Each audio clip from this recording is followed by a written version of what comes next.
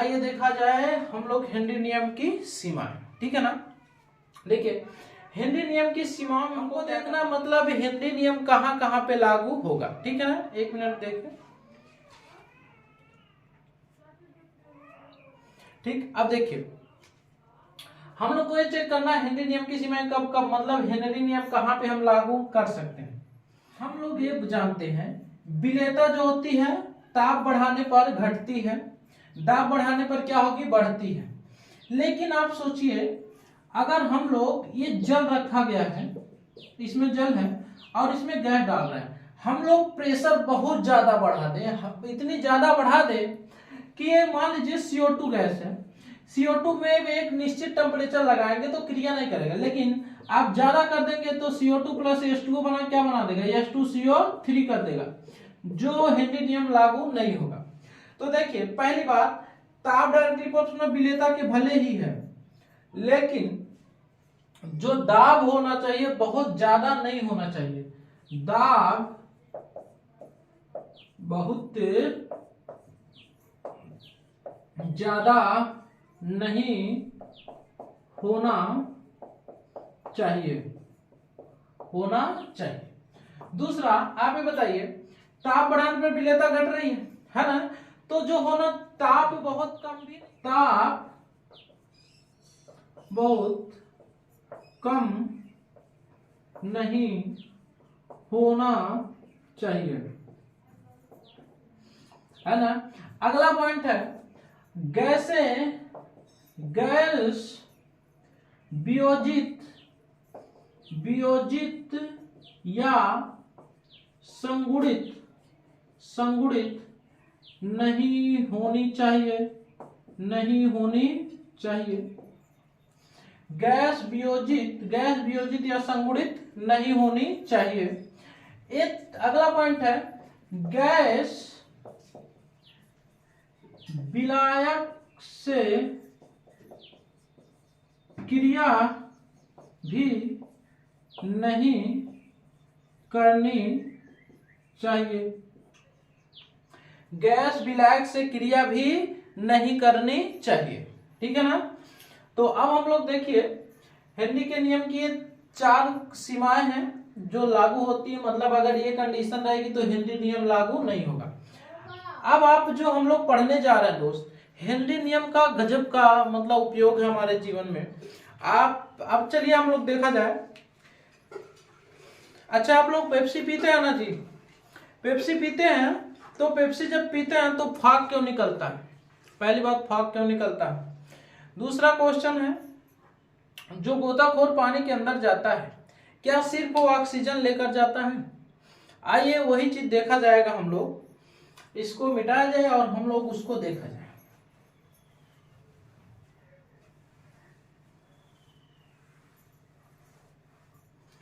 ठीक, देखिए पहली बात अब हम लोग पढ़ेंगे हेनरी नियम के अनुप्रयोग, हेनरी नियम के अनुप्रयोग हेनरी नियम के अनुप्रयोग।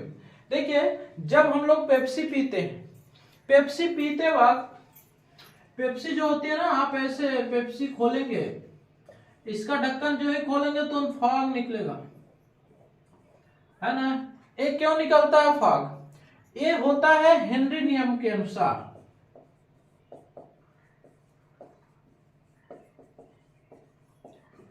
हेनरी नियम के अनुसार, ठीक है ना। जो हेनरी नियम होता है ना वो बोलता है कि अगर हम किसी चीज का दाब बढ़ा के गैस को किसी बॉटल में बंद करके रख दे तो बाद में जब हम खोलेंगे तो वायुमंडल दाब के बराबर होने की वजह से बहुत तेजी से निकलेगा।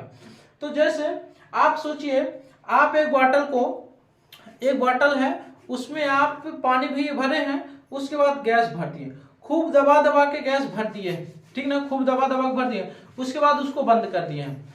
अब बंद किए हैं, अचानक में कभी खोलेंगे तो गैस खूब तेजी से निकलने का प्रयास करेगी कि नहीं, निकलेगी ना। जैसे हम लोग सिलेंडर यूज करते हैं तो सिलेंडर में गैस बहुत तेज निकलती है क्योंकि वो दाब दाब के कंप्रेस करके भरी जाती है ना। तो जो हेनरी नियम बोलता है वो कहता है कोल्ड ड्रिंक में CO2 गैस उच्च ताप पर भरी जाती है, सॉरी उच्च दाब पर भरी जाती है, उच्च दाब पर भरी जाती है। पहला पॉइंट है। और बोलेगा हम ब्रेक लेंगे तो आप बोलेंगे कोल्ड ड्रिंक में CO2 गैस भरी जाती है जो उच्च दाब पर भरी जाती है। जब हम कोल्ड ड्रिंक को खोलते हैं तो बॉटल में प्रेशर ज्यादा होता है, जबकि वायुमंडलीय प्रेशर कितना होता है, 1 एटमॉस्फेयर होता है, जिससे झाग क्या होता है, बहुत तेजी से निकलने लगता है, फाग क्या होता है, बहुत तेजी से निकलने लगता है। और हमको उसमें क्या होता है, पार्टी करने में मजा आता है ना। पार्टी करने में मजा मतलब ऐसे करके आप खोलेंगे बक्स से निकलेगा पूरा, है ना। तो वो हम लोग के फायदे, मतलब हेनरी नियम बना गया। देखिए अगर वो झाग ना निकले तो शायद हम लोग जैसे मजा स्प्राइट के कंपेयर टू कम बिकता है। आप कभी भी रेशियो मिला सकते हैं, स्प्राइट के कंपेयर में माजा कम बिकता है, क्योंकि स्प्राइट में जब आप खोला जाता है तो उसमें एक फीलिंग आती है, जब आप ऐसे करके खोलते हैं ना तो फीलिंग जो आती है, इसीलिए वो ज्यादा बिकता है कंपेयर टू माजा, क्योंकि उस बस मैंगो रस होता है उसका यूज किया जाता है, इसलिए उसमें झाग नहीं मिलाया जा सकता है। तो आप देखिए कोल्ड ड्रिंक में CO2 गैस उच्च दाब पर भरी जाती है, जिससे क्या हो, बाद में जब हम ढक्कन खोलते हैं तो निकलती है। पहला। दूसरा पॉइंट, जब कोई गोताखोर पानी के अंदर जाता है तो ध्यान से पहले सुनिए। देखिए जो गोताखोर होता है जब पानी के अंदर जाता है ना, तो अगर वो सिर्फ ऑक्सीजन गैस लेकर जाए, इमेजिन करिए ऑक्सीजन गैस वो लेकर जाएगा, और इस समय हमारे बॉडी पे कितना एटमॉस्फेयर प्रेशर लग, 1 एटमॉस्फेयर प्रेशर लग रहा है, 1 एटमॉस्फेयर प्रेशर लग रहा है, तो हमारे बॉडी में एक हीमोग्लोबिन मॉलिक्यूल 4 ऑक्सीजन मॉलिक्यूल को ले जाता है एक वायुमंडलीय दाब पर। लेकिन जब कोई चीज समुद्र के व्यक्ति कोई अंदर समुद्र के अंदर चला जाएगा और वो सिर्फ ऑक्सीजन गैस लेकर जाए, ठीक है, तो एक वायुमंडल दाब तो सब जगह लगेगा। उसके बाद पानी का भी उसके ऊपर प्रेशर होगा कि नहीं, प्रेशर बढ़ने की वजह से जो ऑक्सीजन की विलेयता होगी हम लोग की बॉडी में क्या होगी, बढ़ जाएगी। तो अंदर तो खूब मजा आएगा, ऑक्सीजन जितनी ज्यादा हमारी बॉडी में मिले उतना हमको फ्रेश फील होगा। लेकिन जो ही धीरे धीरे गोताखोर पानी के ऊपर आएगा, पानी के ऊपर आते ही दाब कम हो जाएगा, तो जितना जो हीमोग्लोबिन ऑक्सीजन मॉलिक्यूल को ले जा रहा था हाई दाब पर, अब वो 1 एटमॉस्फेयर पे आएगा, तो जितनी ऑक्सीजन विलय हुई थी वो फिर निकलना शुरू कर देगी, जिससे बॉडी में क्या बन जाएंगे, बुलबुले बनने लगेंगे। मतलब ब्लड से, जैसे ये ब्लड है ना मान लीजिए, तो ऐसे ऐसे बुलबुले निकलने शुरू हो जाएंगे। अगर सही समय पे गोताखोर को मेडिकल नहीं ले जाएंगे तो उसकी क्या हो जाएगी, मृत्यु हो जाएगी, ठीक है ना, उसकी मृत्यु हो जाएगी। इसीलिए जो गोताखोर अंदर जाता है हीलियम गैस ले जाता है 11.2% और नाइट्रोजन ले जाता है 56.2% और O2 ले जाता है 32.2%, ठीक है ना। इस गैस का वो मिश्रण ले जाता है। आप बोलेंगे मिश्रण क्यों लिया जाता है, क्योंकि N2 जो है अक्रियाशील गैस है, अक्रियाशील गैस है, और हीलियम भी क्या है, अक्रियाशील है।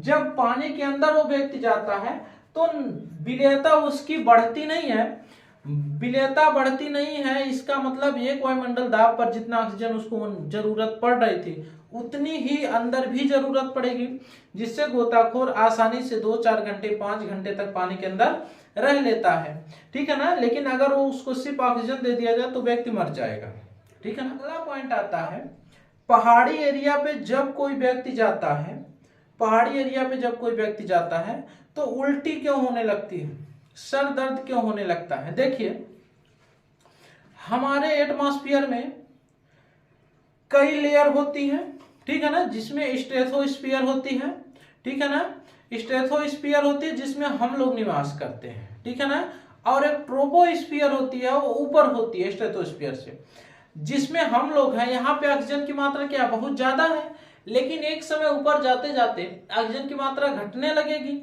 ऑक्सीजन की मात्रा जब घटने लगेगी, ऑक्सीजन की मात्रा घटने का दाब क्या होगा, घटने लगेगा, और जब घटने लगेगा दाब घटने लगेगा तो हमको ऑक्सीजन की कमी महसूस होगी। ऑक्सीजन की कमी क्यों महसूस होगी?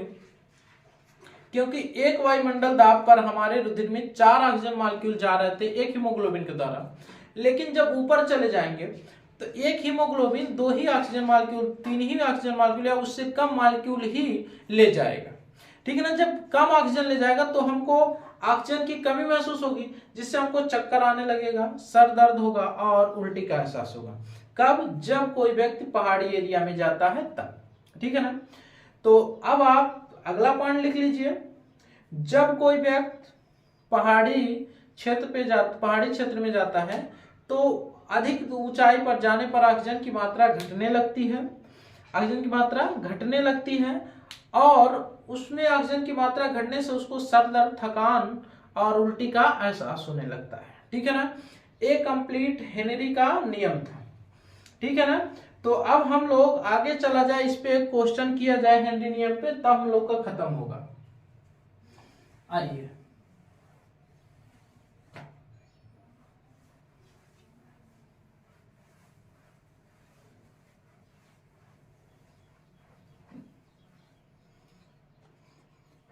क्वेश्चन है पहला, वायुमंडल दाब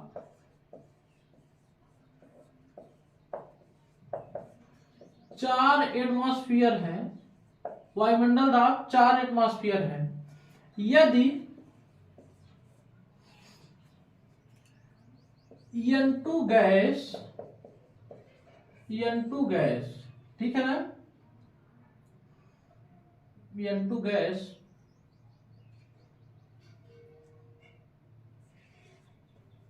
36 ग्राम जल में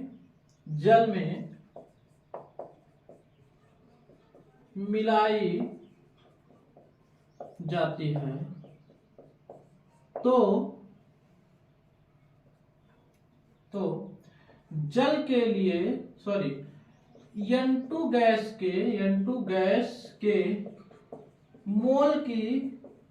मोल की गणना कीजिए यदि KH का मान 1.2 गुणे 10 पे घाते -3 ATM है। ठीक है ना। एक चीज और आप देख लीजिएगा, pH इक्वल टू क्या है, KH इंटू XG है। ये pH नहीं लिखेंगे तो भी चलेगा। इसका यूनिट क्या होता है? कुछ नहीं होता है, एक होता है, इसकी वैल्यू मान लीजिए। और ये इसका क्या होता है? एटमॉस्फेयर होता है। और KH का यूनिट क्या हो जाएगा? ATM हो जाएगा। ठीक है ना। दोनों की यूनिट क्या हो जाएगी? ATM हो जाएगी। और प्रेशर की यूनिट वही हो जाएगी ना, pressure and KH unit are same. ठीक है ना। अब आ जाइए, हमको क्या दिया है? N2 के मोल निकालने हैं। हमको सब चीज दिया। P बराबर क्या दिया है? KH into XG। प्रेशर कितना है जी? 4 एटमॉस्फेयर है। KH की वैल्यू कितने? 1.2 इंटू 10⁻³ है। XG इक्वल टू क्या होता है? NG plus NL। ठीक। अब देखिए ये 36 ग्राम दिया है जल, तो जल के मोल हम लोग कैसे निकालें? NL इक्वल टू 36/18 दूना 36 हो जाएगा। NL कितना हो जाएगा? 2। ठीक है ना। तो 1.2 इंटू 10⁻³ इंटू NG कितना है? NG जो है, NG क्या आ गया यार? NG निकालना है, NG प्लस 2, ये 4 है। अब ये क्या कर सकते हैं? 4 3 12 कर सकते, 0.3 हो जाएगा। ये 10⁻³ अपन कितना हो जाएगा? 0.3 इक्वल टू क्या हो जाएगा? NG प्लस 2 हो जाएगा। ये ऊपर जाएगा तो 10 पे घाते 4 हो जाएगा बटे 3 इक्वल टू NG प्लस 2। ठीक। देखिए अब हम लोग ऊपर करिए, 3NG equal to 10⁴ NG plus 10⁴ into 2। ठीक। अब क्या करिए, 10⁴ NG इक्वल टू क्या कर सकते हैं? 3NG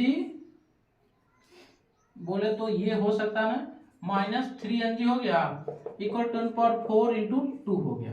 ठीक। ये अप्रोक्सीमेट मान लीजिए, ये बहुत ज्यादा है तो 10⁴ NG मान लीजिए 10⁴ इंटू 2 आ गया। अब आप बोलेंगे NG मोल कभी भी निगेटिव नहीं हो सकता, हम अपने क्वेश्चन बनाए तो हो गया, NG की वैल्यू कितनी हो जाएगी, 2 हो जाएगी। ठीक है ना, एक इसका था हेनरी नियम पे क्वेश्चन था। अब देखिए हेनरी नियम ये पूरा खत्म हुआ, छोटा सा 2 मिनट का टॉपिक है, देख लीजिए, गैस वाले कारक। ठीक है ना।